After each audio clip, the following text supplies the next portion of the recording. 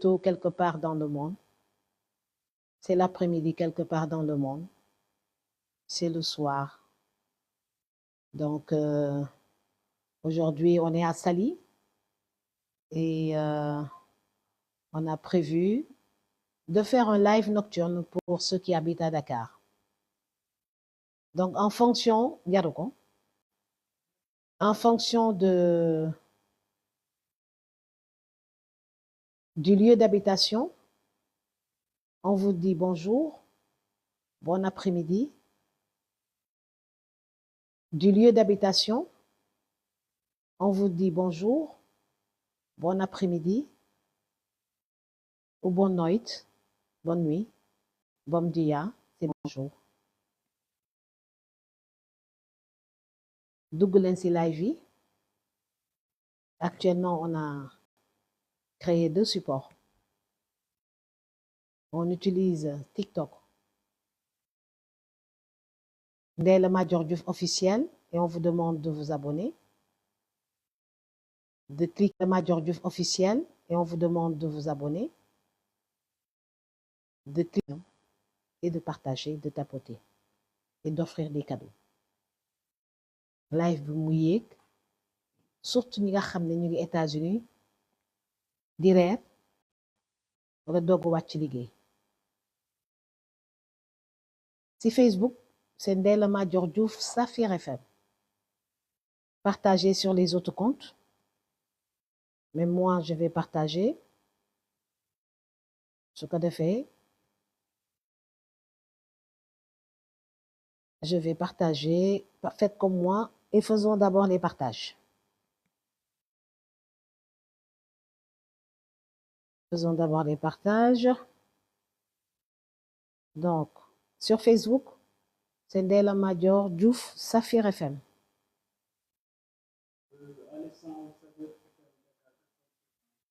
Ah, vous avez mal sélectionné.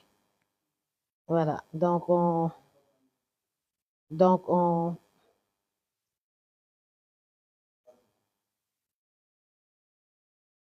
actuellement fan lañuy dem actuellement ci Facebook mi ngi dem mi ngi chargé ba léegi parce que Saly moom du jóge ci problème wifi xëy na dinañu dab mais TikTok bi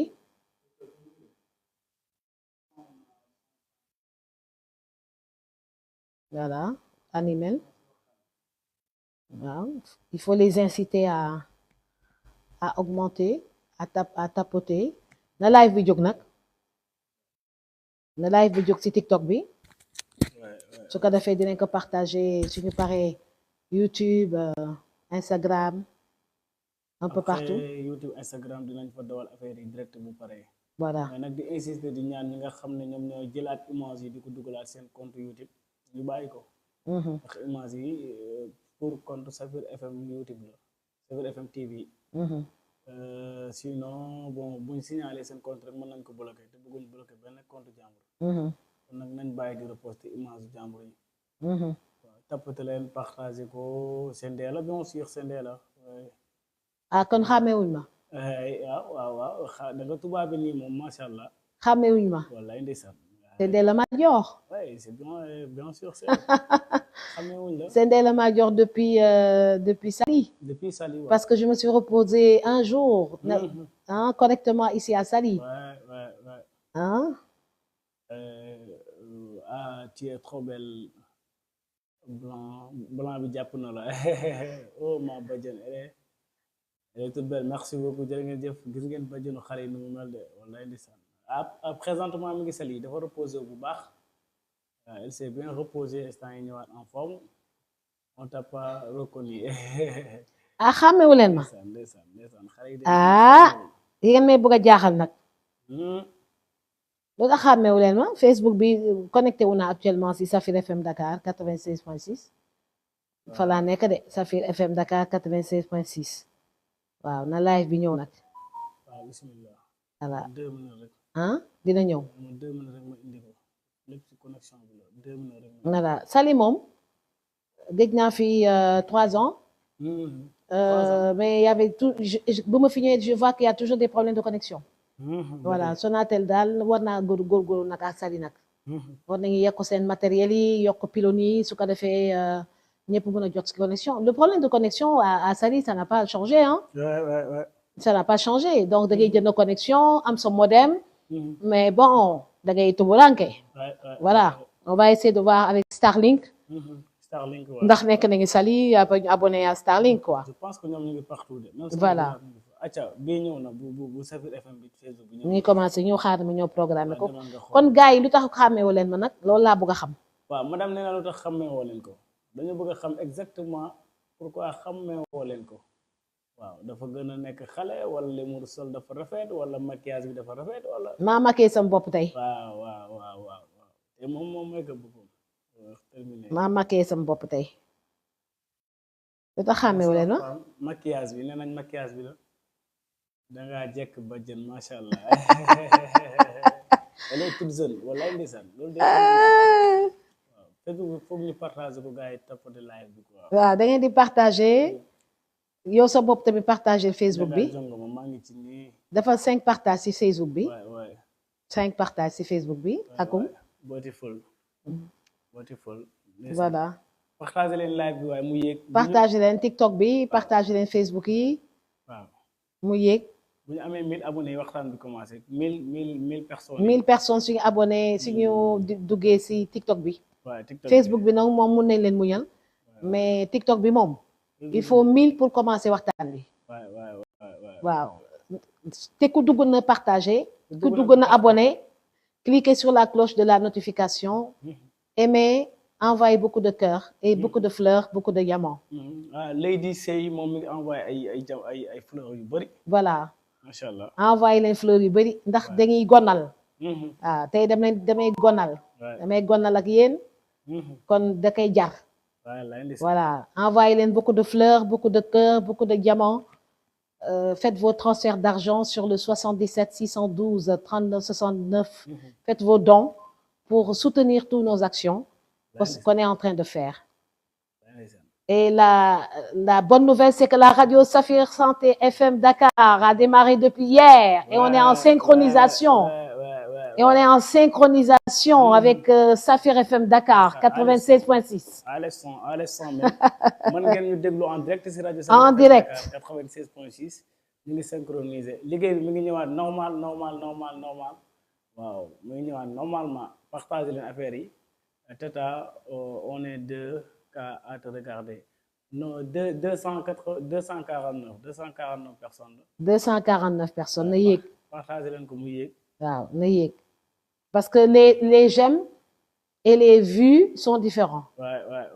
Voilà le nombre de personnes qui te regardent ak le nombre de cœurs qu'on t'envoie c'est différent Facebook bi nag pour man ma gis ko il faut nga partager ko Facebook bi de maa ngi nii day daw rek d'accord day démarrer après ñëwaat Facebook pour une connexion la am quoi macha allah j'ai fait d'accord day démarrer après ñëwaat Facebook pour une connexion la am quoi macha allah j'ai fait beaucoup de live pour vous sortir la Boy-Store merci beaucoup jërëjëf voilà jërëjëf na yéeg wax leen gars yi leen ko mu yéeg si on est à 1001 cas on démarre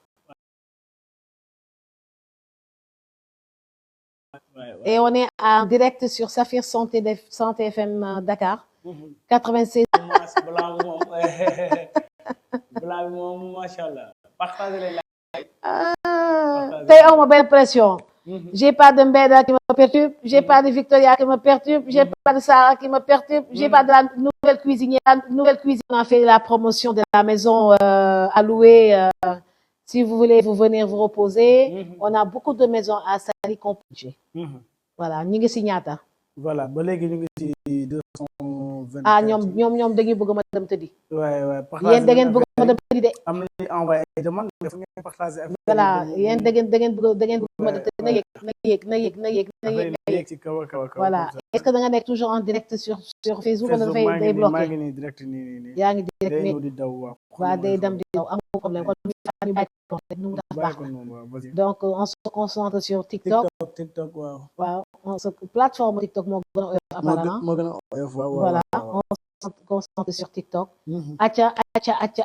na yéeg tapote leen live bi tapoter leen ngeen partager.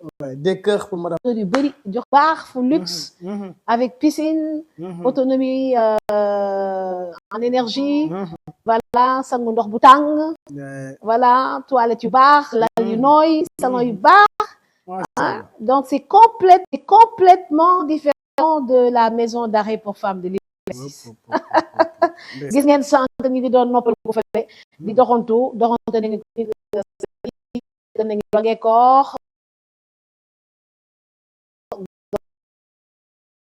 jusqu'à Somone parce que moi j'adore Somone si le temps nous le permet on fera beaucoup de proximité. Voilà on ira jusqu'à Mbaling jusqu'à Mbodiène on ira voir mon ami maire de Joal Fadiout. On ira voir le maire de Fimela. Donc, je suis de Simal. J'ai une belle maison à Simal que je suis en train de construire. Donc, clin d'œil à James. James, c'est le gardien de notre maison à Simal. Un clin d'œil à Sagne. Un clin d'œil à Tataguine avec Fadiaï. Donc, un clin d'œil à Djouroup avec Cheikhou. Cheikhou est à Djouroup actuellement. À Félir, à Silif. Donc, Diarer. D'accord. Donc, un clin d'œil dans la région de Fatick. Donc, un clin d'œil à Kaolack, à Taba, comment on dit? Kabakoto. Davali, Kabakoto. Kabakoto. Li moo tax kay.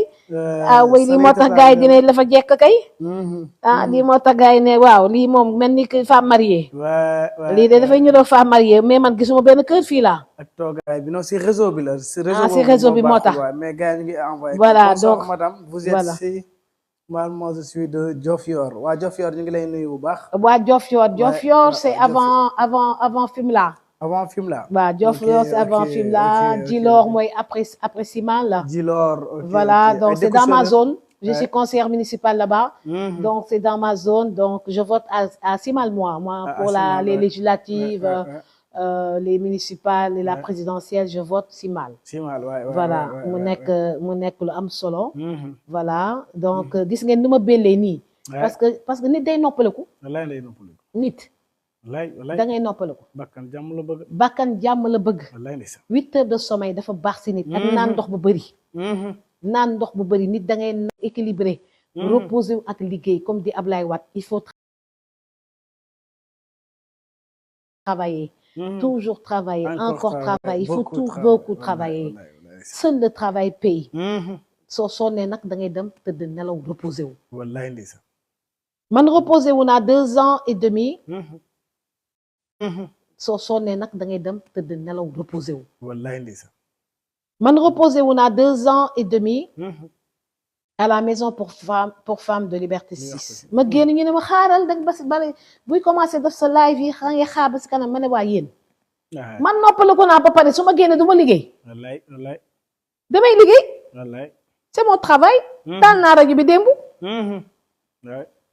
su ma tëddoon di nelaw est-ce que rajo bi dina tàkk. wallaay du mos a tàkk. te télé bi léegi mu tàkk.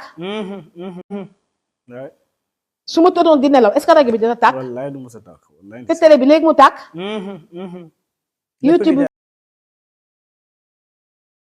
YouTube bi léegi mu tàkk. hôtel yi léegi mu fonctionnel.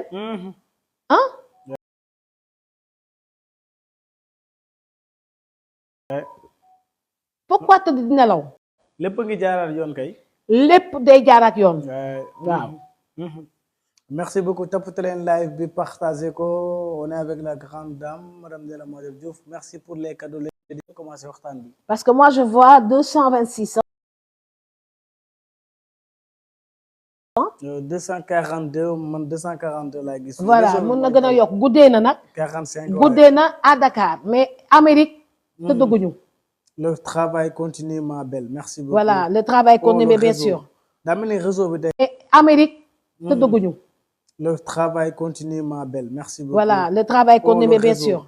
daa mel ni réseau bi day daw quoi ni nga wax le réseau daa mel ni réseau bi day daw. réseau bi day daw ici waaw. réseau bi mooy daw à truc à Saly. Saly dafa nakari liggéey si internet bi. loolu moom depuis que je suis à Saly en 2013 ba léegi. gis naa moom dañuy encaisser rek ñoom dañuy encaisser rek di encaisser da ngay jënd crédit jënd Somadem mais doo liggéey comme ni nga ko bëggee liggéey quoi ah Sonatel yéen tam góorgóorlu leen ngay jënd crédit jënd Somadem mais doo liggéey comme ni nga ko bëggee liggéey quoi ah Sonatel yéen tam góorgóorlu leen nag wallaay ko nu mu ko bëggee noo ko bëggee ah dafa planté wu te image bi noonu la rafetee voilà image bi noonu la rafetee dafa planté wu ah pour bañ a tibb fii sa dama ko war a fay comme ça mu ñëw foofu du noonu dama koy fay comme ça j'adore point merci beaucoup voilà xaaral ba déconnecté ko comme ça le peu de connexion bu nekk foofu mu ñëw seen fii voilà waaw tapate leen live bi nag tapate leen live bi partagé ko 291 nañ dem 300 yi dem ba 1000 yi waxtaan bi tàmbali voilà waaye on est avec la grande dame tapate leen live bi ñu waxtaan waaye merci pour les cœurs moi je les connais très bien parce que tapate leen live bi ñu waxtaan waaye merci pour les cœurs moi je les connais très bien parce que j'habite à Tataguine waa Tataguine ñu ngi si live bi waaw Fat Ndiaye la famille la famille Rokhaya Diokh Mbagnick Faye donc moom Mbagnick Faye moo jur sama yaay Juma Faye voilà actuellement Fat Ndiaye doomu Ami Faye mooy garder la maison familiale à Tataguine voilà mu nekk lu am solo ñun Tataguine rek la ñu xam ak Sagne nag sama papa foofu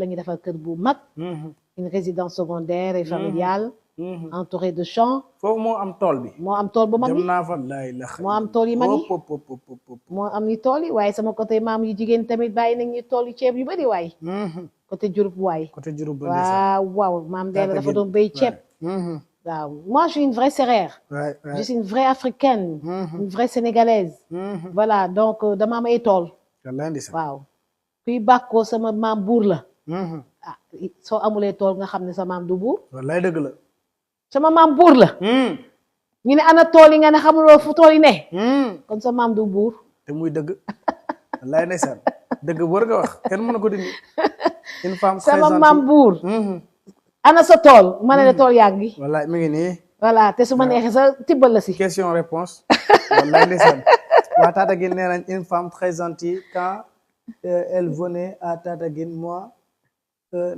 je pense que day laaj kañ ngay ñëw Tataguine daal bon ah dinaa ñëw Tataguine mais actuellement waroon naa fa sa ñëw tey mais dama bakkan repos bakkan jàmm la bëgg te nañ ko def ndànk xam nga def Dakar may naa leen 2 semaines voilà may naa leen 2 semaines maa ngi nii nag Saly di reposer wu di liggéey en même temps waaw maa ngi reposer wu di liggéey en même temps su ko defee après damay yéeg comme mun naa delluwaat Dakar après yéegaat donc noonu laa koy doxalee quoi Fatick vous attend ma grande waaw non madame foog nag nga defal région yi tournée damay def tournée waaw foog nga defal leen tournée dinaa tournée def ay live dans toutes les régions waaw tey ma def ko xam nga ñu ngi si région de Thiès waaw après ma def ko région de Fatick après ma dem région Casamance Kaolack Saint-Louis Louga Diourbel donc Matam Podor Kédougou foofu yëpp dinañ fa live foofu yëpp waaw ndax fan si ñoo bëri waaw demande nationale la voilà c'est une demande nationale loolu demande nationale waaw am na ay détracteurs mais bëriwuñu ñi ma bëgg ñoo ëpp maanaam compréhension bi rek moo kiiwul mais ku la déglu rek day xam ni voilà ñi ma bëgg ñoo gën a bëri ndeysaan ñoo gën a bëri ndeysaan xoolal tey ni ñu accueillir à Saly rek wallaay ndeysaan te dañuy tey feeñewuñu sax dañuy doon dox incognito ndeket yoo xamee nañu yàgg na wallaay muuru kaala bi kay wallaay ndeke gars yi xamee nañ la taxaw ndeysaan xoolal ñu bàyyi seen poste yi ñoom ñëpp ñëw taxaw si buntu bi di la xaar loolu dafa daw yaram madame ndeysaan loolu dafa daw yaram wallaay fii si Saly sànq dañu génn mais ñi doon jaay benn femme ak benn copain mais dañu bàyyi seen poste yi bàyyi seen boutique yi ñëw taxaw di xaar ma génn a femme bi sax dafa bàyyi boutique am dem beneen boutique ba fi gën a jege porte ba mu taxaw fa di xaar madame Ndella ndeysaan kon loolu jar na sant yàlla mu nekk lu daw yaram loolu dañ koy sant yàlla bu baax a baax loolu jar na sant yàlla ndeysaan lu ñaaw loolu jar na sant yàlla ndeysaan wallaay ndeysaan loolu moom lu ñu rafetlu la. waaw cofeel bi sénégalais yi am ci yow. waaw amour bi sénégalais yi am ci yow loolu lu ñuy rafetlu la. ndeysaan wallaay ndeysaan.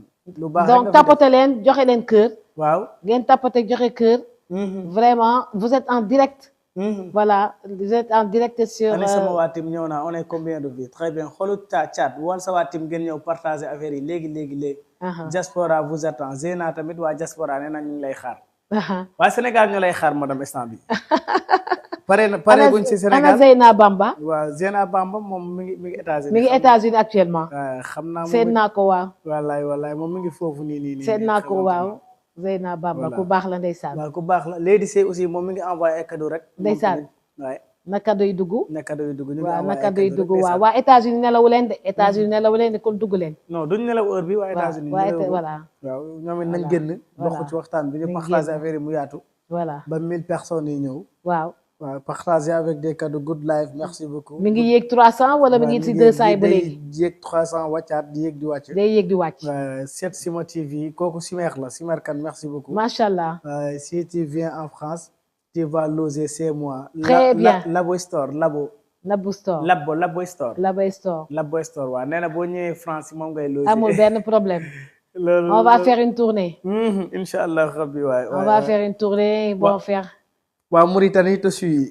waa Mauritanie très bien. waa Mauritanie tamit ñu ngi si biir. ça c'est bien. ouais ça c'est bien. je vous adore tous. macha allah en attendant muy gën a yéeg je vais vous parler du groupe sama groupe bu ma créé. parce que ñi bëgg a waxtaan ak man dañoo bëri. ñu ngi si 300 personnes yi. waaw na yéeg. ñi bëgg a waxtaan ak Ndella Madior ñoo bëri. ndeysaan Ndella Madior mënu def 2 ans et demi à la maison d'arrêt pour femmes et Liberté 6. ñu teg ko 7 chefs d'inculpation. acquitté ko si 5. condamné ko si 2. sama avocat yi daf appel ndax d'accord ñu si condamnation ma génn di répondre benn par benn humainement c'est même pas possible. humainement c'est même pas possible. je peux pas répondre à tout le monde. moo tax ma programmer sama téléphone de telle sorte que. ku woote rek ñu ne la. envoyer un texto ou un vocal ou une vidéo. envoyer un texto un vocal une vidéo ñu regarder su fekkee fula la. ñu tontu la. pour le groupe. ñëpp xam nañu groupe payant. Ndella Madior Diouf moo ko njëkk a def fii Sénégal. laa dëgg la. bi ma ko defee ñëpp di critiquer. mooy de créer na groupe. créer na groupe di ko kii.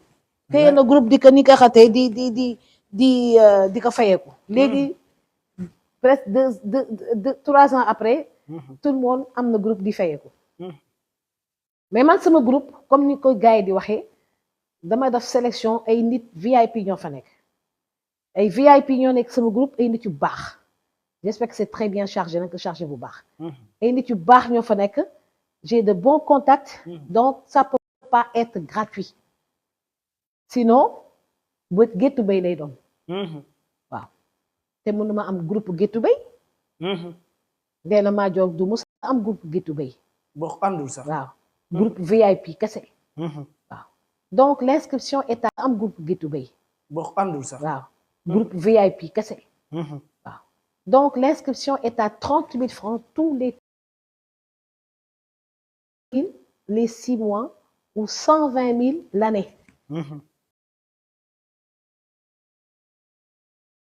waaw VIP da koy ñëw. te muy dëgg. VIP da koy ñëw. te muy dëgg. su fekkee nag VIP nga. mais amuloo doole bu baax mais nekk VIP si jikko. muy élève muy étudiant. 10 000 francs chaque mois. wallaahi ndeysaan loolu yomb na de. ngeen envoyé seen CV. à Ndella Diouf 67@hotmail.com ma xam yeneen kan. parce que bëgguma ay saboteur. wallaahi mariage taxuma ma jóg. amitié laa wax. ak business. ça veut dire que ce groupe. va chercher des partenaires financiers. pour accompagner ñi fi nekk ñi les inscrits. ñi yëngatu ci tool. ñu wàcc seet seen tool. seet naka lañ leen di jàppale. ñan ñoo leen di jàppale ñi nekk ci biir groupe bi ak nos partenaires financiers. macha allah. ñi yëngatu ci élevage même chose. ñi yëngatu ci centre de formation yi si salon de couture yi si salon de coiffure yi si école ñi yëngatu si élevage même chose ñi yëngatu si centre de formation yi si salon de couture yi si salon de coiffure yi si école yi ñëpp waaw ñi yëngatu si bis nag jàpp leen kon man mënuma am groupe Géttu Béy groupe VIP dong laa mën a am te muy dëgg te groupe VIP bi mi ngi ko tuddee les amis VIP sincères de Ndella Madior Diouf ànd nawle na rafet ilaha macha allah ànd nawle na rafet daanaka nandite yi nawle yi garmi yi ak ñi bëgg jàmm ñooñu rek ñooy nekk ci groupe bi ku ne VIP da nga koy wane da ngay nangu inscrire waaw ku nekk nandite da nga koy wane da ngay nangu inscrire nga bokk ci cercle des amis de Ndella Madior ça peut pas être gratuit j'ai beaucoup de demandes en attente parce que damay examiner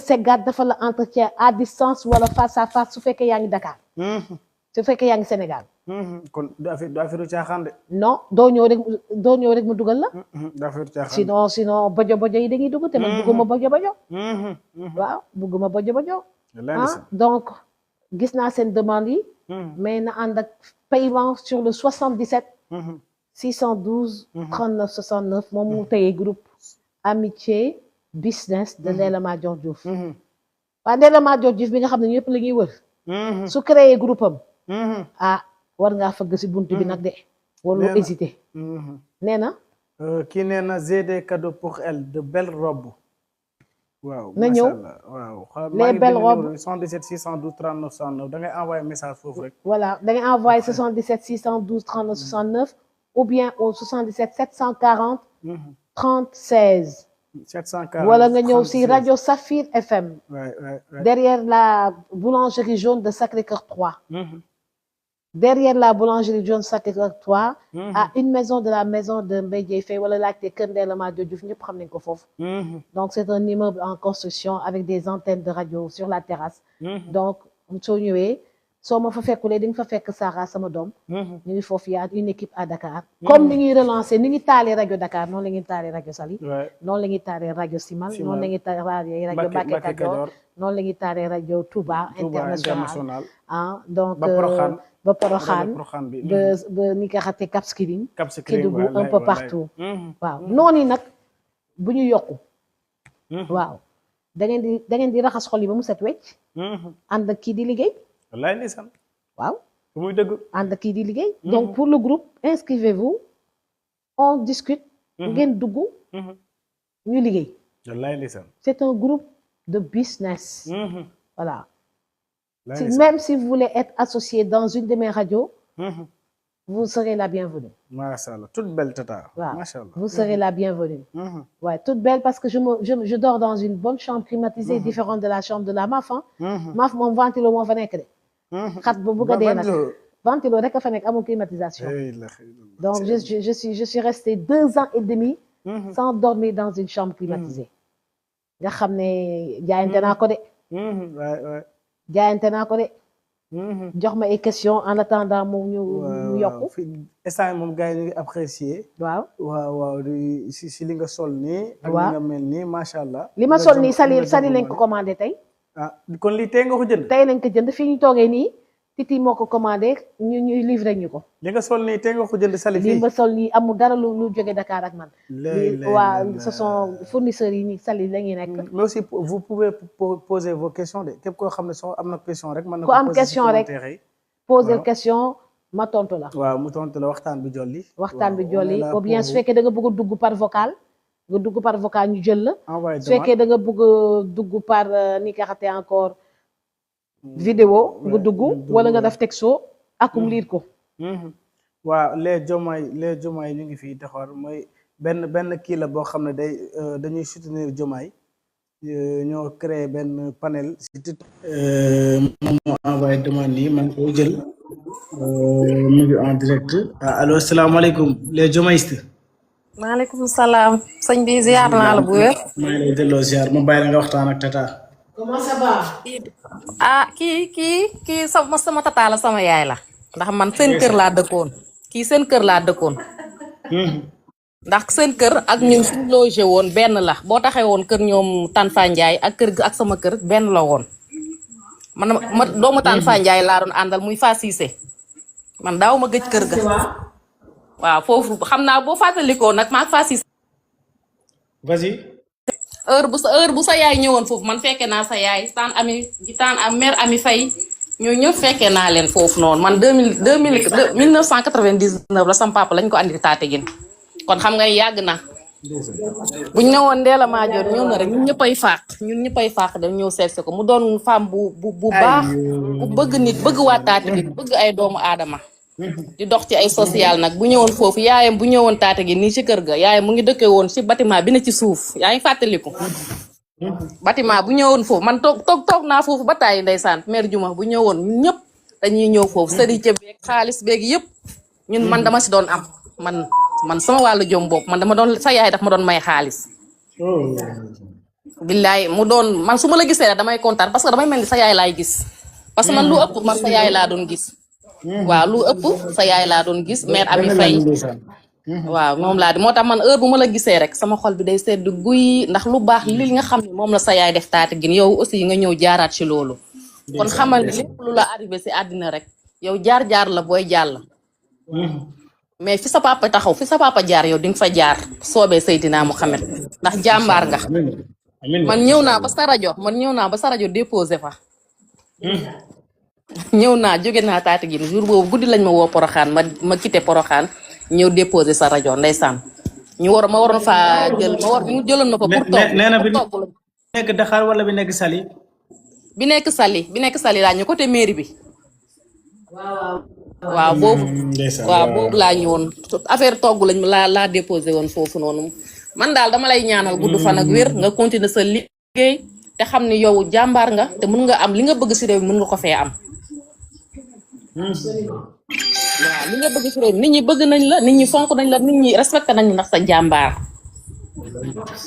ndax fuñ la gisee yaa ngi ci mbéy mi yaa ngi conseiller jeunes yi te li ma neex yow mooy dangaa direct dangaa doon nitu dëgg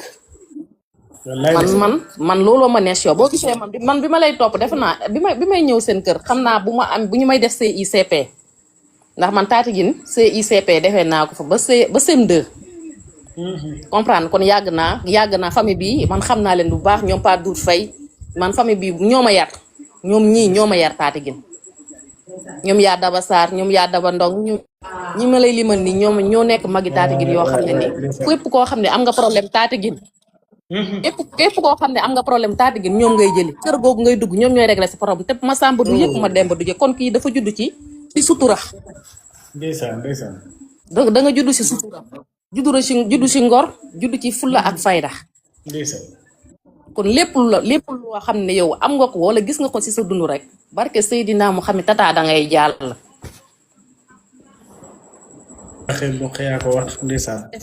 ndax def nga teraanga bu ne def nga ko waaw man nag li may wax rek sa yaay laa gënoon a miin wax dëgg fa yàlla ndax man des fois dama doon ñëw su ma ñëwee ne Anta Ndella la ñu ne ma ñibbi na mu ngi noonu dem na ndax des fois da doon ñëw def flash continuer ci beneen dëkk lu ëpp su ma ñëwee su ma laajtee rek ñu ne ma Ndella dem na léegi sa yaay laa fa doon ëppal lu mun laa doon toogal foofu di waxtaan ak mère Ami Faye ak ñooñu moo tax yàlla na ni yàlla suñu borom xare àjjana oyofal suuf seen kaw. amiin jërëjëf waay. di courage te nga góorgóorlu man loolu laa lay ñaanal. waaw loolu rek laa lay ñaanal nga góorgóorlu delluwaat ci sa liggéey yàlla defal la sutura yokkal la xéewal yi yëpp. Ça c'est bien. Partagez, donnez-vous des cadeaux. Aïcha tapoter leen live bi partager ko le son n'est pas bon vas-y non si réseau bi la affaire yi day daw di ñëwaat quoi. Si réseau bi la de. waaye non son ki doon wax si.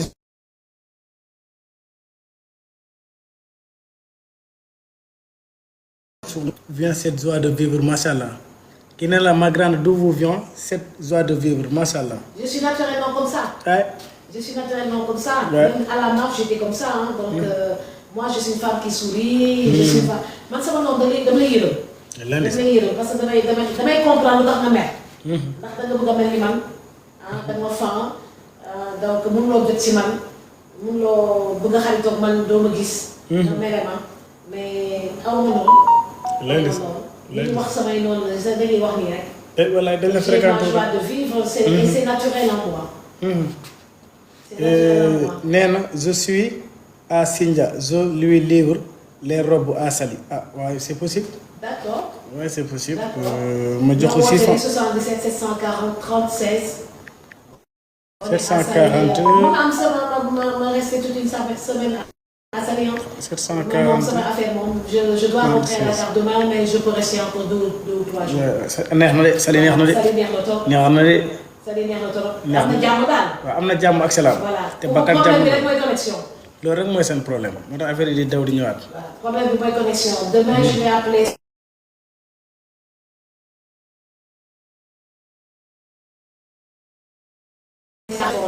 dañuy encaisser rek. wallaay. dañuy encaisser rek. kii nee na d'où vient le nom Saphir. oh Saphir c'est du diamant. c'est du diamant bleu. Voilà, c'est des diamants bleus. En 2006, j'étais invitée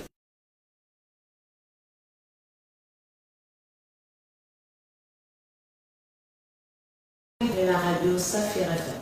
macha allah Voilà, macha allah. la Xadafi réponse est donnée. Xadafi mel na wi. Xadafi mel ni waaw. ay la xëy na gars yi dañ la xamul. wallaay ndeysaan jot na nag ñu maanaam ñu defal leen ay live di leen wax kan mooy madame Ndella Madior Diouf daanaka.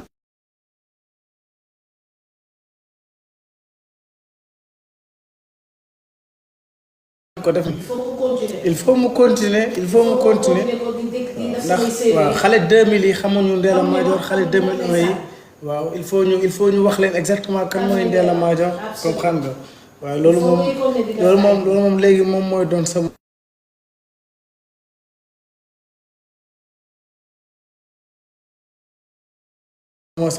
ku bëgg a dugg ci live bi aussi mën na envoyer demande kii mi ngi doon envoyer ay cadeau depuis sànq bàyyi ma jël ko déjà bàyyil ma jël ko kii nee na tapoté le live merci beaucoup Lady Sey bonsoir asalaamaaleykum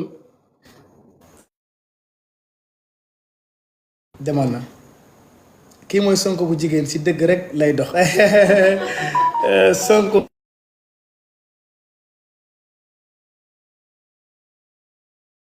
mais amul ñëpp ko bëgg ndeysaan moom Sénégalais yi ñoo ko bëgg ndeysaan wallaay ndeysaan Tata Ndella est-ce que prison bi jël nga ci jàngat la détention préventive jàngat dama soo am njëriñ. voilà dafa am njëriñ xam nga dañ ma tooñ. man kenn yàlla ma dañ maa tooñ. c'était pas une punition. man dañ ma tooñ te comme ni nga ko waxee rek. live bi ñu doon def dina ko continuer. parce que il faut ñu xam kan mooy Ndella Madior. naka la lutter contre l'infanticide au Sénégal. seetlu leen que xale yu bëri ñu ngi leen di sànni si mbedd yi. si canalisation yi. depuis ba ma arrêté activité Kër Yërmande mais on va reprendre ça. directement avec l'appui de l'État. jàngat bi ma fi jàngat foofu bu ma ñëwee dama fa am njëriñ. lépp lu fa yàqu woon fexe naa ba ñu def. waay wallaay. voilà donc j'ai fait un séjour zéro faute. zéro faute. à la MAF ndeysaan. moo tax ma mel ni. ndeysaan waay gars yi tapoté leen live bi partagé ko demande yi bëri non bàyyi ma ko on est à combien? On est à 283. yaa ngi nag da ngeen bëgg a tëdd. ouais. ak problème connexion bi. yéeg leen nag yéeg. Allô, oui, bonsoir, Tata. Oui, Bonsoir. Baleen de mënuma wax mais comme je me suis trompée ma bës affaire bi sànq ma ne xaaral ma yéegaat mais danga rafet torop continuer nii. T'es mal comprise, je pense, au Sénégal. Les gens, ils comprennent pas vraiment ta démarche. Moi, j'adore. Ça fait des années que je suis fan. Franchement, ça me fait super plaisir ma gisaat la. Bi ma gisee sa doom tam damay kontaan. Mais kontaan naa torop. Je suis très émue. Mënuma wax bu baax, mais kontaan naa. Continuez sur cette lancée ça va aller da nga intelligente daal da nga dépassé non mais nit ñi mënuñu comprendre t'es trop oui franchement ñun mënuñu comprendre dama naan sénégalaise la mais ñu bëri xamuñu sa valeur te waroon mënuma wax mais kontaan naa torop maa ngi wàcc parce que xawma raison yi di yéeg di wax mais il fallait que ma yéeg apprécier bu baax bi may romb nii rek sànq dama la gis dama kontaan naa torop merci beaucoup bye bye and Angleterre il faut nga ñëw Angleterre man maa lay teeru inshallah waaw inshallah exactement contacte ma booy ñëw Angleterre ça waaw boobu naa kontaan torop merci beaucoup bye bye wàccee ma merci beaucoup ma wàccee la ndeysaan vas-y dem na waaw partout ouais partagez leen live bi 311 personnes partagez leen ko kii nee na jël ma un petit témoignage à faire choix waaye lay ndeysaan témoignage yi bëri nañ waaye lay ndeysaan nit ñi dañoo baax. Je suis très contente quand elle dit qu'elle est incomprise. Effectivement, je suis incomprise parce que je pose en avance. Voilà, très incomprise. Voilà, mais am na ñu ma comprendre. Voilà, am na ñu ma comprendre. Par contre, yow taal sa micro yow mi wax da nga am témoignage taalal sa micro nga wax Maimouna Sy vas-y allo. salaamaaleykum Tata Ndella.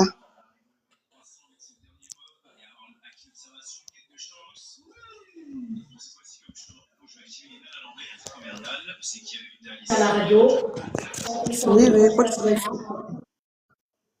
asalaamaaleykum. Allô oui. Waaleykum salaam.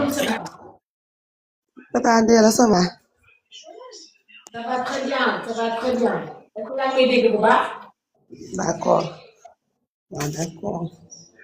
Sama famille lañ fa defeere woon ci benn xuloo.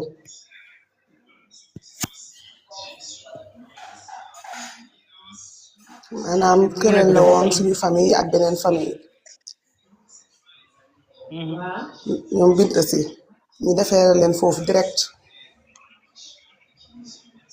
ba ñu génnee ñu témoigner ci yow lu baax nee na yow nit kese nga nitu kese la nitu yàlla kese nga nee na yàlla accompagner woon foofu di leen dalal di leen conseiller di leen dalal di wax yu baax ba nu ñu génnee ñu ne nit mën na la gis nii rek di la juger sans te connaître nee na yow nitu yàlla nitu kese nga ñoom bint si xam naa fàtte nga leen famille entière lañ fa defeere woon.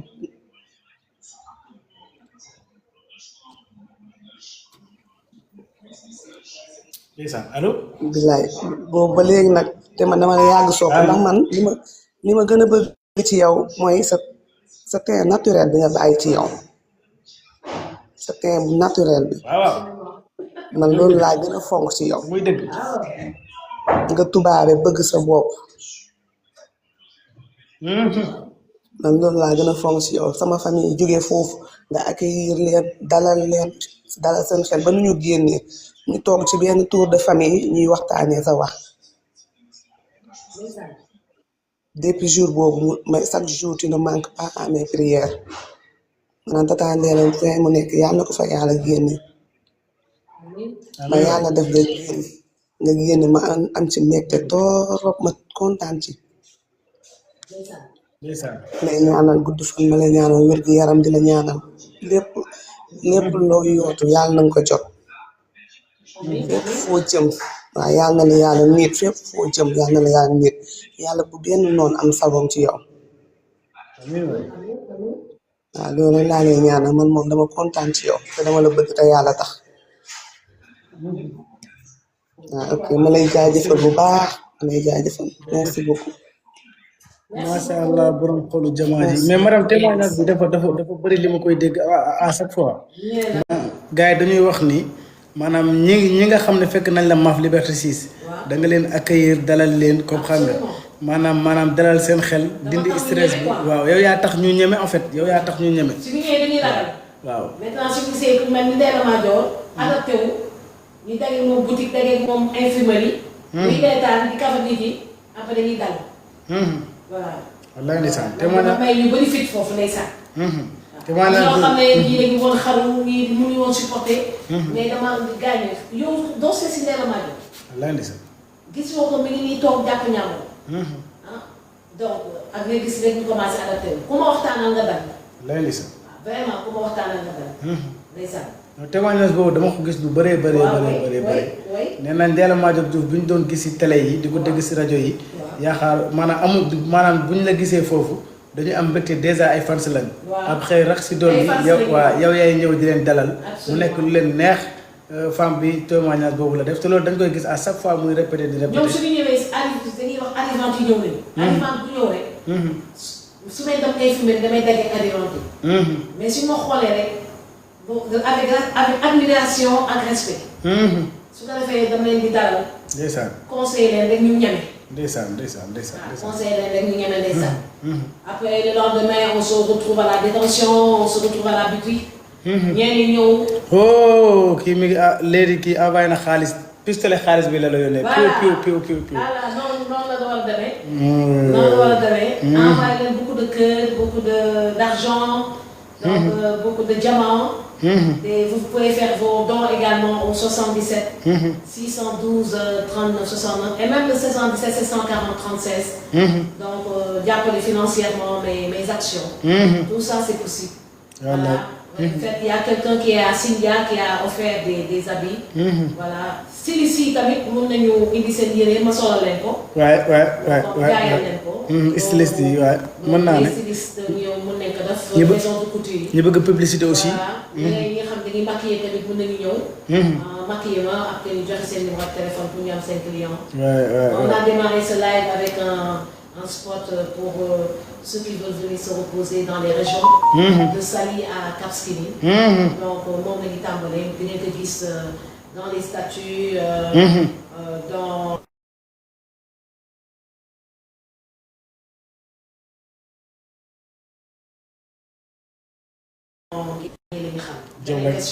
job rek waaw bon ba tey jël ma témoignage yi les coiffeuses on peut envoyer des perruques pour publicité. Absolument. Ouais.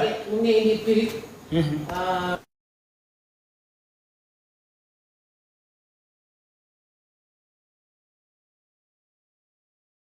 C'est comme ça ngeen koy.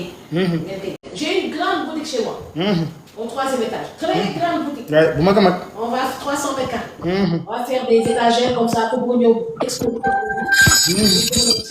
rajo bi dafa la rajo si boppam sax dafa am ay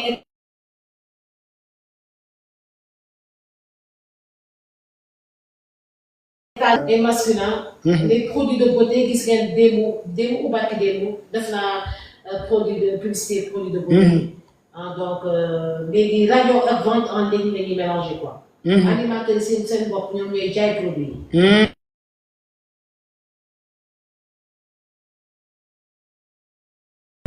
wax sa mbaaxu moroom ñëw dara si la baax tu vois. waaye ñu ngi lay déglu yow tamit nga wax si comme ça ñi nga xam ne xamuñ ko bu baax gaa léegi moom Sénégal yëpp a ko xam ñi nga xam ne xamuñ mbaaxu Ndella Madior ngeen mën a indi témoignage yi Muna vas-y allo Muna taal sa micro Muna. Allô, oui, salam alaikum. Aleyka salaam. Aleykum salaam. Ndella, tu vas bien? Je vais très bien. Je vais très bien ici à Saly.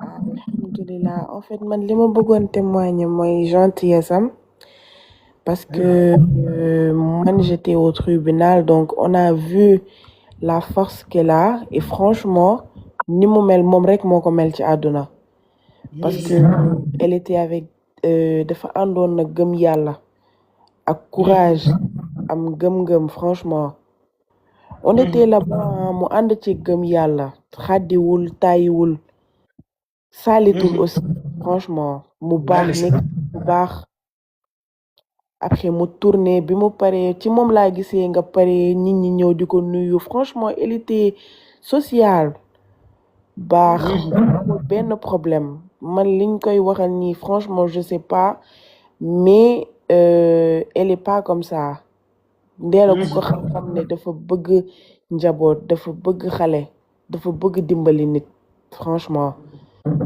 loolu lañ koy seede di la ñaanal Ça veut dire que moi, je dérange les autres pouponnières. Je dérange beaucoup les autres pouponnières. Je dérange beaucoup certaines femmes politiques. Je dérange beaucoup certains journalistes. Donc, on dit que pour s'ouvrir. Ouais, mais Ndella, elle est très gentille.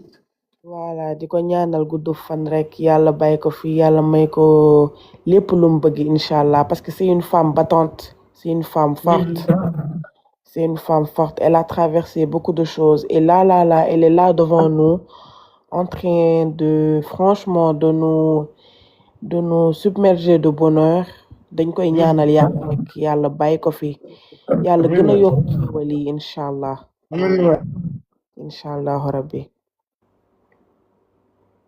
Merci d'avoir participé. merci beaucoup Merci d'avoir participé. Un bon témoignage. akum ko la waxoon que di nga dund ba ñu ñaar ñu toog jàkkaarloo nii ñuy waxtaan ak témoignage di nga gëm. barki Serigne Touba wéetoon nga de. billahi trop wéetoon nga de. billahi wallahi yow dong ma lay déglu nag nga nekk maaf rek taar rajo bi rek 85.6 rek di déglu nag te intervention tey ñoo toog nii. tey ñoo toog nii sali jàkkaarloo nii. di déglu témoignage yi yàlla am na. wallahi yàlla am na wallahi lu garaaw. yàlla am na de. yàlla am na de. daa ngi fàtte que yàlla am na de. yàlla am na de. te yàlla day atte. Comment vous préparez les élections locales avec quel parti? Moi, j'ai mon propre parti, Réconciliation nationale pour l'unité africaine. RNUA. Maintenant, dam yow kese amatul fen. Amatul fen. Donc, je suis beaucoup plus proche de la mouvance présidentielle. Voilà. Donc, de Diomaye. Donc, je suis beaucoup plus attirée par Diomaye que par Sonko. Voilà. C'est ça la réponse qu'il faut donner, la réponse honnête. mooy da ngaa honnête. waaw absolument maanaam li ne ci yow rek ngay wax. te muy dëgg. li ne ci yow ngay génne. du ma wax dara pour faire plaisir aux gens. Je suis beaucoup plus proche de Diomaye que de Sonko. te loolooy nit. loolooy nit. waay Cheikh allo Cheikh ñëwal nga ne yow tamit am na loo ci bëgg a wax ci Cheikh Faye. yow tamit daa mel ni suñu mbokku séeréer nga allo oui. allo salaamaaleykum. maaleykum salaam. way soxna si nuyu naa la lu bëri. ñu ngi lay fay bu baax a baax a baax a baax. waaw maa ngi lay nuyu lu bëri ku baax a ngi ni toog. ndeysaan. dama lay fàttali loo xam ne xëy na fàtte nga ko mais ëpp na fukki at. waaw man benn jour dama dugg si taxi. waaw. bi ma duggee si taxi bi daal fay fàtte sama kalpe. waaw. kalpe bi lu si nekkoon ëpp na 350,000. ma wàcc taxi bi àndoon ak samay copain ñu jóge woon mariage suñu benn copain. waaw. bi ñu wàccee taxi bi yow yaa jël taxi bi. waaw. bi nga jëlee taxi bi xam naa nga yem si kalpe bi daal ne borom taxi bi ana ki nga wàcce woon fi nga ko wàccee mu delloo la ba suñu koñ. nga taxaw ci boulangerie bi laajte ne Cheikh Faye fii la dëkk. gaay ne la léegi la fi wàcc léegi la wàcc fii si oto. xaaral ñu woo la ko. ndeysaan ñu woo ma ñëw taxaw nga ne ma fayen bi yow da nga yow lan moo la dal ba nga fàtte kaay ma dugg si taxi bi si ginnaaw nga jox ma kalpe bi na ma xoolal konteel boo xam dagam nii la wala du nii taximaan bi mi ngi naan sax du moom du kii fekk boobu jot naa summeeku li ma soloon. ndeysaan mais yow nga ne ma wiiri dugg ci ginnaaw taxi bi fekk si la foofu noonu. nga jox ma kalpe bi ma xool xaalis bi lépp nekk. ndeysaan boobu mi ngi nekkoon veillu élection boobu yaa ngi bokkoon ci kii Modou Diagne Fada nga coalisé. yaa gën a loolu 2007 la ëpp na fukki at voilà. et 2007 la loolu. voilà te loolu bu nekkoon keneen xaalis boobu bu mu si yemee bu ko neexoon mu jël yóbbu. parce que li ñu moom rek la ñuy jël. li ñu moomul moom. dañ koy dañ koy jox borom. sa mbaaxaay rek. ma ne ko sa mbaaxaay ma lay témoignel ku baax a ngi nii toog. ndeysaan. waaw ku baax a ngi nii toog. ndeysaan. loolu moom. ça c'est gentil. loolu du ma ko fàtte mu xaw ma ndax sa xel a ngi ci wala fàtte nga ko. ndeysaan fàtte naa ko nag ndeysaan. loolu du ma ko fàtte mu. voilà boobu Grand Yoff la woon. ndeysaan. Grand Yoff la woon. ndeysaan. Grand Yoff boulangerie Arafat ndeysaan nga taxaw ci boulangerie bi daal di ne Cheikh Faye fii la dëkk ñu ne la xaaral ñu woo ko ndeysaan gis nga nii il est 2 heures et quelque maa ngi France léegi ndeysaan mais dama la gis ma ne du ma nelaw quoi maa ngi ni tëdd sama kaw lal ma ne foog ma témoigner ku baax a ngi nii ndeysaan ça c'est bien loolu man maa ko dund ak yow quoi ndeysaan ndeysaan merci yàlla beaucoup na Cheikh. yàlla Merci defal beaucoup. jàmm après nga envoyé yàlla ma na texto yàlla sama defal numéro jàmm amin yàlla na yàlla defal jàmm foo munti nekk amin yàlla amin defal wax ko mu jàmm. envoyé ma texto waaw Cheikh sama après nga envoyé ko texto si numéro am téléphone 77 612 numéro 39 téléphone 69 waaw waaw naa 77 ko jéem a 612 jël 39 69 mi ngi si numéro bi. TikTok bi mi ngi ci bio TikTok bi Mi ngi si TikTok bi. D'accord.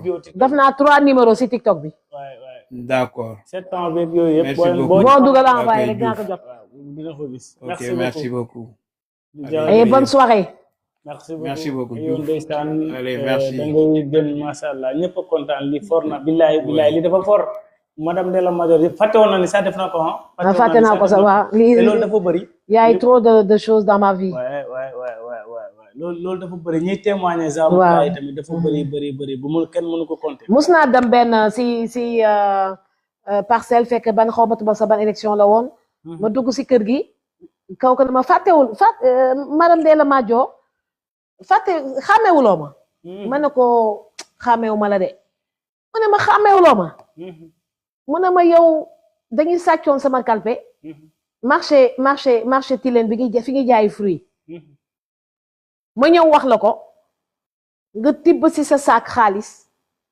jox ma est-ce que xam nga ñaata nga ma joxoon ma ne xaw ma dama la doon jàppale rek mu ne ma kër a jooy bi ma ko compté mot na 150 000 c'est pas possible noonu nga ma jàpp te maa ngi ëmb ba 10 waay doom ji yow lañ ko tudde la ilaha illallah moo tax gis nga sooy def action bu baax yàlla moo lay fay yàlla moo lay fay dëgg bu wër loo munti def gis nga xale yi ma sauvé nii yàlla moo may fay yàlla moo lay fay de wallaay gars yi dañuy foog ne li nga ma yóbbu maf ñeen ñi di wax maison d'arrêt parce que man maison d'arrêt laa nekk moon prison ñeen ñi ne maison d'arrêt ñu foog ne punition la waaw man ma positiver séjour bi ba mel nii yàquwuma wallaay ndeysaan ndax mënoon naa yàqu ndax am na ñu fa dof waay am na ñu yóbbu psychiatrie ba am kayitu dof wallaay ndeysaan am na ñu fa jéem a xaru am na ñoo xam ne dañu am dépression am ñoo xam dañuy refuser lekk façon bu nekk am na mais man dama résister da nga dëgër man dama dëgër parce que dama nekkoon si dëgg dëgg la ñu infiltré ma saboté ma bi ma si gën a naqari mooy ñi nekkoon si kër gi ñoo saboté ndax dañ leen ko sant suñu lekkee ba pare au lieu ñu nettoyé dañuy jël tilim bi vidéo ko monté ko denc couche yi au lieu ñu sànni ko ñu dagale ko kër gi dafa yaatu 8 étages la donc ñu ñëw dagale couche yi fu 60 xale nekk rek 300 couches mooy am par jour fu 60 xale nekk 300 couches moo fay nekk kon xam nga soo ko dagalee day bëri donc loolu da nga ko war di évacuer matin ak après-midi ak fajar oto mbalit bi su ñëwulee nga jël charrette mu yóbbu couche yi c'est pas possible organisation la comme ni ñu organiser maf même chose waaw dafa am ñoo xam ne dañuy def corvée dagalee yóbbu oto mbalit bi yóbbu soo demee tamit rëbës la même chose rëbës moom oto mbalit si boppam moom mooy ñëw ramasser mbalit bi waaw kër goo gis rek organisation la laaj mais ñi nekk si biir nag ñi war a defar suñuy yàq nag yàlla dina leen puni de yàlla dina leen puni de man ñi yàlla puni sama dossier bi bëri nañu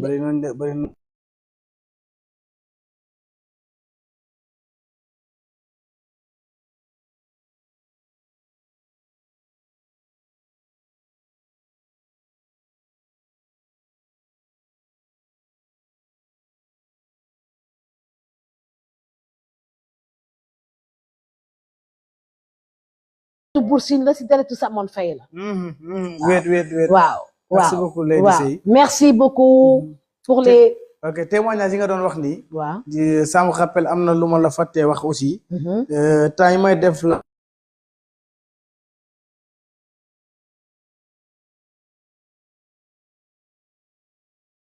laa ngi nii homonyme maman homonyme Ndella laa ci enregistré. ndeysaan ndeysaan fàtte woon naa ko gis ngeen. ndeysaan maman homonyme Ndella. ndeysaan dafa tuddee woon Ndella doom wax ma ko ma fàtte ko.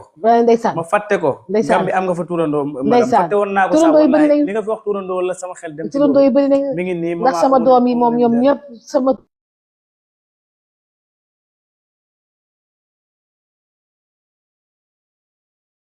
jéjé allo mën nga taal sa micro Akoum, tapote leen live bi partage comment ko tu waay vas? allo Akoum, ça va comment bien tu je vais vas? très Tu bien vas merci bien? madame En alhamdulilah je fait, vais je très voulais, bien en fait, je voulais faire une témoignage. Comme témoignage, mon temps d'habitude, quand tu étais en train de faire le live à l'encontre de Ndella, connexion problème de baa ngi connexion dem. là waay Connexion yi baa ngi Sali dem. Ça dem Sali bug, oh, ça bug. aca bismillah vas-y ñu ngi lay dégg dem Ok. waaw demal ñu ngi lay dégg waaw Comme les témoignages que j'ai l'habitude de faire à l'encontre de Ndella, parce que j'ai été là-bas comme bénévole. Donc, am na lu bëri yoo xamante ni man fekkee naa ko fa. Et d'après ce que les médias ont médiatisé, c'était faux. Donc, vraiment. Parce que man lenn rek laa mën a seedeel on dirait Ndella tout le monde Ba. en même temps waaw waay Loolu laa ko mën a seedeel ak taxawu xale yi. Parce que man présenté wul waxal yow la kan man la Fatoumata. J'étais bénévole à Kër Yërmande. Parce que je venais, ouais. Fatoumata ok Parce que je venais juste pour aider les bébés et tout. Mais gis naa comment Ndella aider les bébés, comment Ndella était avec ses employés aussi. Surtout avec toi, yow ni nga nekkee woon ak xale yi, etc. Parce que je venais de temps en temps passer du temps avec les enfants. Donc gis naa Ndella ni mu doon jàppalee xale yi. Donc man ba ma gisee affaire yi sax ça m'a un peu choquée. Donc j'étais grave choquée parce que man tout le temps je voyais Ndella wàcc ci xale yi ñëw etc. Donc lu bëri loo xamante ni fekkee naa ko. Temps yi nga doon def live maa ngi la doon laaj naka après man parce que procès yi maa ngi doon ñëw juste pour pouvoir témoigner à la barre maa ngi la doon laaj si ça aurait été possible vu que j'étais pas dëgg la on m'avait pas entendu si procès verbal bi. Juste pour venir témoigner à l'encontre de Ndella wax man lu ma ci xam etc. Parce que lu baax rek laa ci xam j'ai pas vu de négativité là-dessus et si j'avais vu de négativité là-dessus j'allais pas m'incruster là-dessous bay ne damay dem tribunal pour faire un témoignage à l'encontre de Ndella. ndeysaan Voilà, c'est juste ça, c'est ça Machallah que je voulais témoigner à l'encontre de Ndella. C'est juste ça que je voulais témoigner parce que loolu laa fekkee. Voilà. ndeysaan jërëjëf waay jërëjëf Donc, voilà. c'est Donc, gentil c'est il la faudra vidéo. venir nous voir il faudra venir nous voir à Dakar madame nee na nga ñëw seet si ñu Dakar Il y inchallah a vraiment pas de souci, Inch'Allah Rabbi. Il y a vraiment pas de souci. Loolu donc daal la bëggoon seedeel. voilà Merci. merci c'est très gentil jërëjëf merci beaucoup il faut envoyer un texto également comme ça on communique par WhatsApp D'accord, il y a pas de souci, madame. voilà ok merci beaucoup voilà merci beaucoup. amul benn problème xool sedd si na de waaw lii maa ngi koy rappelé bu baax madame kii ñëwoon na si procès bi ndeysaan après mu ne ma naa wax ak maître Barrow moom dafa bëgg a témoigner ndeysaan ndax bénévole la woon mi ngi doon ñëw si kër gi Ndeysaan. gis na lu baax rek nga doon def Ah, waaw. ju rafet ndeysaan waaw waaw maître Barrow nag ku jël femme enceinte à partir de 3 mois ba 9 mois ak nu mu méttee nga amee ko ndékki añ reer courant ndox waaw ak lal bu mu tëdd wala matelas bu mu tëdd ay serviette tamit day am serviette drap ay dara consultation échographie analyse lépp Ndella Madior frais d'accouchement muy matu chauffeur yi yóbbu su tombee ma sonn ma bu baax ma gunge la su ma demee fay lépp li si war su manqué 1000 francs xale bi du génn kon day mat su génnee ñu teral xale bi ma jël sama jasneer yu bees yi jar 150 000 jasneer gold suturaal ko femme enceinte bi génne ko indi ko waat si kër gi jël xale bi di ko sang ndax ñoom dañuy ñeme xale yi ba xale bi di màgg gisuma liggéey bu gën a rafet lii wallaay ndeysaan amul après ñu ne dañuy këpp suuf si liggéey bu rafet bii mënta ne yàlla du ko seetaan mënta ne lu ñu munti jéem ba réussir ñu jël Ndella Madior yóbbu maf dañoo ñu foog ne dañuy xeex Ndella Madior dañoo jàppale Ndella Madior parce que man maa tax gouvernement Sénégal génne 240 millions Sonko wax na ko keroog jooy Assemblée nationale 300 millions chaque mois année pour les pouponnières les enfants de Ndella Madior macha allah waaw ndax loolu maa ko ñefe ak premier ministre Amadou Ba bi ma recevoir daf ma présenter ses excuses parce que nee na prévoir ñu woon budget pour ce genre de problème à l'époque moom moo nekkoon premier ministre 2023 Amadou Ba nag moo initié subvention yi nga xam ne dañ koy jox léegi ñu kaxatee pouponnières yi Ousmane Sonko appliqué ko macha allah ndax bu mu ñëwee dossier boobu dafa fa fekk waaw fekk nga waxtaan seeg Amadou Ba ba pare nga waxtaan seeg premier ministre Amadou Ba ba pare Amadou Ba jël décision maintenant désormais chaque année dinañ jox subvention pouponnières yépp yi nekk Sénégal ku si nekk le chèque dépend du nombre de bébés ndeysaan loolu lay ndam la wallaay loolu yëpp ndam la te loolu sénégalais yi xamuñ ko voilà wallaay Ndella Madior moo tax Sénégal am agrément pour pouponnière wallaay coono bu mu rëyee Macky Sall dafa ne laissez-la tranquille Sénégal amul agrément pour les pouponnières et créé na à partir de ce décembre 2023 des conditions pour créer les pouponnières et avoir un accompagnement financier ndeysaan loolu Ndella Madior moo ko déclenché wallaay ndeysaan une brave dame ñi nga xam ne nag dañ leen fay pour saboter ñooñu dañu nekk réseau waaw c'est un réseau ku su nekk yore téléphone ñuy tappate rek di yàq rek di bind rek waaw mais ñi comprendre ak ñu bëri wallaay parce que bu xale yi nga xam ne ñu leen sànni si xale si mbedd yi si canalisation yi bëri loolu max bi ñu nekk amul benn jour boo xam ne si arrivante yi infanticide du si bopp chaque jour am na infanticide bu ñëw wallaay ndeysaan kon léegi Sénégal bàyyi ñiy def infanticide moo leen gën a ñiy toog fexe ba infanticide ba ñu am wallaay ndeysaan c'est pas normal c'est pas sérieux de c'est pas sérieux wallaay ndeysaan c'est pas sérieux c'est pas sérieux il faut accompagner les femmes enceintes en difficulté ndax jàng yi nga xam ne dañuy nekk si kër yi pratiquement yi da leen di tooñ su leen tooñee point da leen di abandonné su ñu abandonné ba dañuy jaaxle suñu amulee Ndella Madior ñu sàkkal ko xam kon mu ñaaw de bu ñu amulee Ndella Madior mu ñaaw wallaay ndeysaan adultère dafay am inceste yi papa bu ëmbal doomam am pagay wallaay am pagay ak gogo am pagay ak gogo ñu orienté si Ndella Madior wallaay loolu état moom moo war a jàppale mais man comme que amoon naa base de départ dama démarré avec mes moyens maanaam kër courant ndox li gënoon jafe matériel lal berceau am ko mën na leen dikkale wallaay léegi état bi li si des da koy def donc 2 ans et demi après subvention génn na wallaay annuellement te du état kese may jàppale ONG yaa ngi fi ambassade yaa ngi fi c'est un travail noble moi j'adore les enfants j'adore les nouveau-nés loolu fort j'adore les femmes enceintes loolu fort na j'adore m'occuper de ces enfants yàlla moo ma ko nokki wallaay ndeysaan ma koy def mu am ay femmes à distance ñeema wala ñëw jàpp si comme kii wax léegi bénévole la wala ku ñëw jàpp si ñeen ñi dañu ne ay bénévole la ñu fekk dañuy bëgg a xam femme enceinte yi pour mu mun a jël xale yi pour ñu am link ak ñoom am connaissance am link ak ñoom pour mun a jël xale yi c'est fort c'est mooy forme d'infiltration nga ñëw nga dañ si jàpp wala nga jàpp si nga ñëw fexe ba xale bii la bu kan la mujj su ko defee nga communiquer moom pour guddi xale bi wallaay ndeysaan loolu la def naa ko si affaire bi ngay sax macha tooy bi ma tooy moo tax ma am capacité de résistance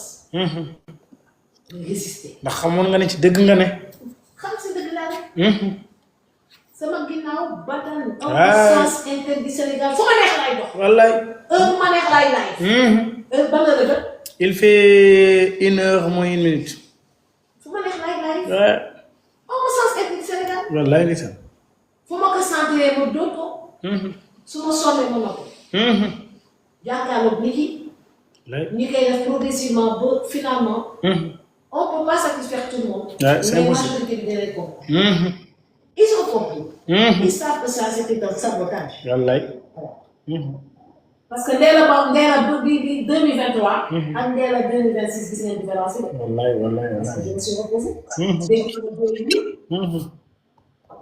dëgg bu wër am na koo xam ne moom nee na yéen ñaar yéen a nekkoon maaf dafa am ay témoignages yi mu wax mu ngi ci biir kii bi talal sa micro allo nataal micro mu koy déglu mu présenté présentel Tandela oui Tandela maa ngi yow ñoo nekkandoo woon man maa amoon doom bi amoon trisomie 21 te mu gaañu woon foofu ci kaso bi wax nga dëgg ndeysaan maa fa amoon 6 mois xam naa xàmmee nga ma damay bañ a joxe sama tur waa dëgg la maa ngi yow ñoo doon ànd di dem sport et tout yépp ñoo doon ànd di dem sport mu amoon le sport après nga sa doom dafa gaañu waaw waaw xale bi mujjee gaañu sama ginnaaw boobu maa ngi ci kaso beeg genre yooyu noonu mu nekk lu metti ba nga waxoon sax après danga may jàppale ci doom bi yooyu noonu waaw ma sonnoon fa trop nag te amoon ci man ñeewantal nag waaw jotoon naa gis xale bi seet si woon na la benn dama demoon ba mujj bi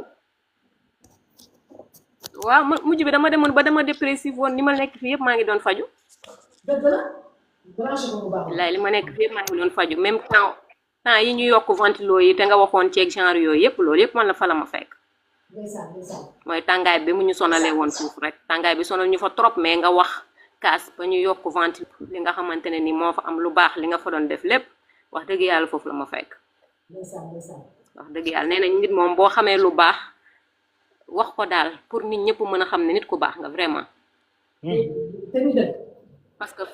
parce que fee ay boroomi njaboot ñoo fa nekk man mii di wax dama bàyyi woon ñaari doom kenn ki moo gaañu sama ginnaaw mais ñi fa nekkoon ñu bari ay responsable lañ ay nit ñu baax lañ nattu la rek boo xam ne yàlla moom ñu ko teg man nag yàlla teggeegu ma nattu bi ba tey mais nag xanaa ngeen ñaanal ma rek yokk ma ñaan daal ba benn problème bi bañ ma delloowaat foofu noonu parce que ba léegi problème boobu mu ngi ci man mu ngi sama kaw waaw ba léegi problème bi jeexagul ba léegi jeexagul de façon créé naa benn situation pour jàppale détenu yi donc détenu bu jot a génn te sa problème pare mu nekk en liberté provisoire mu nekk quand même localu Safin FM su ko defee ak suñu avocat yu seen naka lañu mën a def ba problème bi jeex définitivement man nag fi mu toll nii man problème avocat laa amoon parce que foofu dañ ma téye woon 6 mois bi mu motee dañ ma bàyyi noonu sans juger ma mais aw ma woon ay avocat aw ma woon toppatoo genre yooyu noonu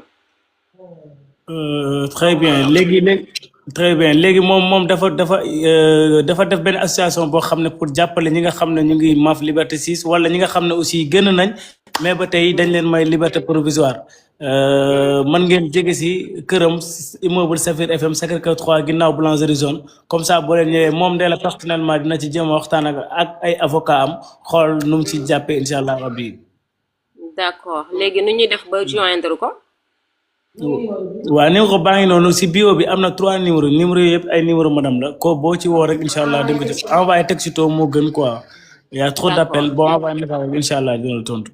d'accord amul benn problème waaye ñu ngi lay remercier bu baax nag vraiment nit ku baax nga nit ñi ñoo la xamul rek mais ñun ñi nekkoon ak yow maf xam ne nit ku baax nga vraiment nit ku baax nga wax dëgg yàlla ku baax nga vraiment wax dëgg yàlla nañ ñaan daal yàlla lafal la cat man bi ma la gisee damaa kontaan man bi ma gisee nii maa la njëkk génn mais bi ma gisee nga génn dama kontaan wax dëgg yàlla dama kontaan fan yii yëpp dama lay suivre réseau bi mooy daw quoi maa ngi suivre say live maa ngi suivre ndeysaan merci beaucoup merci beaucoup Dóor waar nga envoyé message bi par texto maa ngi suivre say live maa ngi suivre yëpp fan yii yëpp maa ngi lay suivre nit ku baax la vraiment waaw ok merci d'accord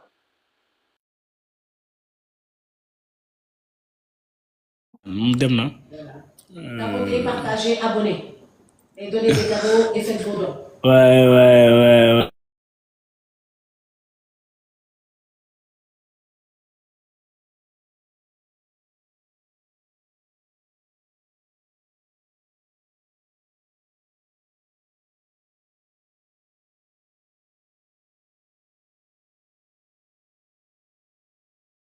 bëri mën ngeen ci am ay sens genre waa associé wala am ci ay partenaire wala nit ñëw financer la ci